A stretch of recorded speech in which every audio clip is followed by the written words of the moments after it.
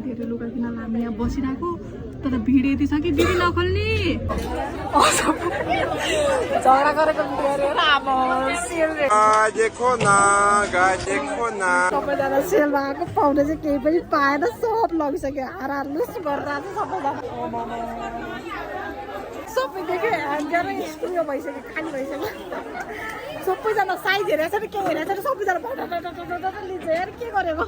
हेर सबैजना सेलको लिन आएको हामीले चाहिँ केही पनि पाएनौँ हामीले केही किन्यो त म गएँ होइन टोपी लगाएको थिएँ गएँ होइन यसरी म सबभन्दा यसरी लुकेर यसरी चिएको म त पछाडिबाट यसरी लुगा लिँदै राखेँ उहाँ थिएन हो बाबा अब म त लिँदिनँ भनेर त्यसपछि म त लगाएको नभए मैले पनि होइन एकदम झगडा गरेर झगडा गरेको भाइ 3-4 वटा लुगा त पाउँथ्यो तर गरिनँ बरु पैसा तिर्छु